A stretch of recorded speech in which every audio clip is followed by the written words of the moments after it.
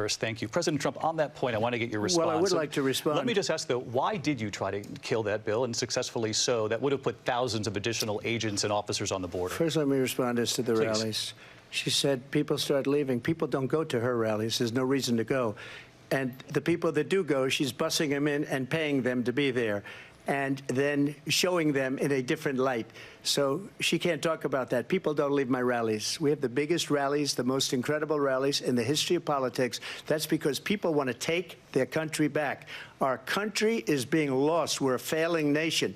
And it happened 3.5 years ago. And what's going on here, you're going to end up in World War III, just to go into another subject.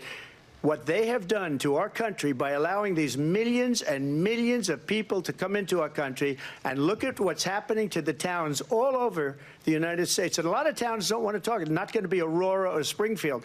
A lot of towns don't want to talk about it because they're so embarrassed by it. In Springfield, they're eating the dogs, the people that came in. They're eating the cats. They're eating the pets of the people that live there. And this is what's happening in our country, and it's a shame. As far as rallies are concerned, as far as the reason they go is they like what I say. They want to bring our country back. They want to make America great again. It's a very simple phrase, make America great again.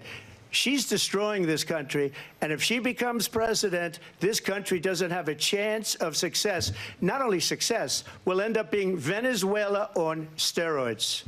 I just want to clarify here. You bring up Springfield, Ohio, and ABC News did reach out to the city manager there. He told us there have been no credible reports of specific claims of pets being harmed, injured, or abused by individuals within the immigrant community. Well, I've seen people on television. Let me just say here, this is the people on television say my dog was taken and used for food. So maybe he said that, and maybe that's a good thing to say for a city manager. I'm not taking this from television. television. But the people I'm on taking it from the television city saying their manager. dog was eaten by the people that went there. Again, the Springfield city manager says there's no evidence of that. Vice President Harris, I'll let you respond to the rest of what you've heard. You talk about extreme. You know, this is, I think, one of the reasons why in this election I actually have the endorsement of 200 Republicans who have formerly worked with President Bush, Mitt Romney, and John McCain, including the endorsement of former Vice President Dick Cheney and Congress member Liz Cheney.